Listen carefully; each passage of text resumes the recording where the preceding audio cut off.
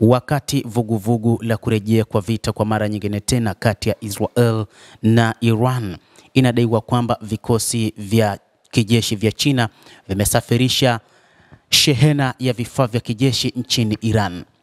Katika wakati ambapo Iran inajiandaa kwa ajili ya mapambano zaidi yanayoandaliwa na Israel, na yenyewe imejiandaa zaidi na zaidi, huku ikiahidiwa kupata silaha kutoka nchini China pamoja na Urusi na mataifa mengine. Hata hivyo, wakati huu meli ya mizigo ambayo ilibeba silaha kupelekwa nchini Iran imekamatwa na vikosi vya Marekani. Vikosi hivyo vya Marekani vimeikamata meli ya mizigo ya China ambayo inatajwa kupeleka vifaa vya kijeshi nchini Iran. Hii imethibitishwa na shirika la habari la Wall Street Journal. Meli hiyo ilipakiwa kwenye bahari ya Hindi mwezi mmoja uliopita, huku vifaa vya kijeshi vikikamatwa, maafisa walifichua kupitia Wall Street Journal. Vikosi vya Marekani vilikamata shehena ya China iliyokuwa ikielekea Iran, ikiwa ni sehemu ya operation ya kutatiza uwekaji silaha upya wa vikosi vya serikali ya Iran. Gazeti la Wall Street Journal limeripoti mnamo Ijumaa.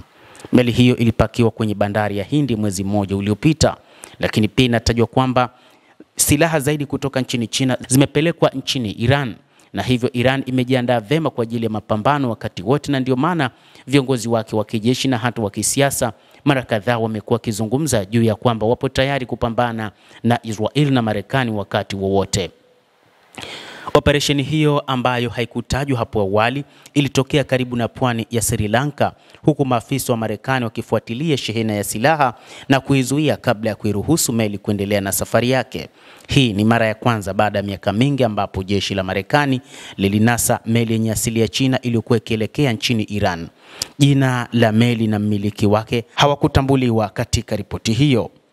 Ripoti hiyo inaeleza kwamba mipango mikubwa ya Marekani wakati huu ni kutengeneza mazingira ya kuitetea wakati wote Israel, ambapo mataifa makubwa kama China na Urusi yamekuwa yakishika zaidi Iran, ambayo imekuwa na uhasama mbaya na taifa la Israel pamoja na Marekani. Uhusiano wa China na Iran. Tarehe 29 Oktoba, shirika la habari la CNN limeripoti kwamba Iran ilikuwa inajenga upya uwezo wake wa makombora kwa msaada kutoka nchini China, licha ya mwongozo wa vikwazo vya Umoja wa Mataifa. Kadhalika imetajwa kwamba Urusi, ambayo inaendelea na vita vyake nchini Ukraine, imeweka wazi kwamba ipo tayari kutoa aina yoyote ya silaha kuelekezwa nchini Iran kwa ajili ya kuisaidia hasa katika nyakati za vita. Ikumbukwe ni kutokana na mikataba ambayo ilisainiwa kati ya Iran na Urusi. Na hata siku ya jana Ijumaa, Rais Masoud Pezeshkian alifanya mazungumzo na Rais wa Urusi Vladimir Putin katika kuangalia ni jinsi gani wataweza kushirikiana hasa katika nyakati hizi ngumu za kiuchumi na kiusalama kwa Iran.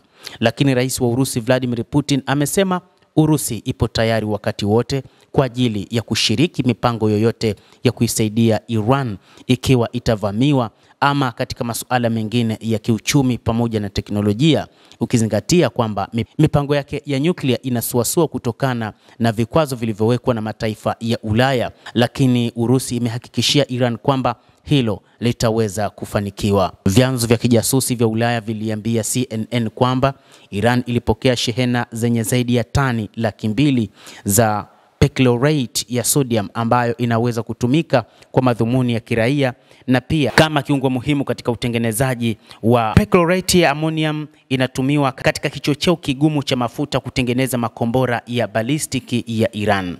Mwishoni mwa Septemba, Umoja wa Mataifa uliweka tena vikwazo vya snapback kwa Iran kwa lengo la kusimamisha na kuzuia shughuli zozote za Iran zinazohusiana na uundaji wa silaha zenye uwezo wa nyuklia. Hata hivyo, Iran imesema haitengenezi silaha zozote za nyuklia, isipokuwa tu mataifa ya Magharibi yameona mpango wa Iran ni wa kuwa na silaha za ballistic ambazo hata Israel imesema haitaki kuona taifa hilo likiwa na silaha za aina hiyo, kwani ni silaha hatari ikizingatia katika kipindi cha vita vya siku 12 kati yake na Iran. Endelea kutufuatilia mtazamaji, na usisahau kulike, usisahau kucomment, kadhalika na kusubscribe channel yetu hii. Mimi ni Adam Hussein, endelea kuwa nasi wakati wote, endelea kutufuatilia ujue mengi yanayojiri ulimwenguni hapa The World News. Tutakujuza mengi yanayoendelea katika ulimwengu.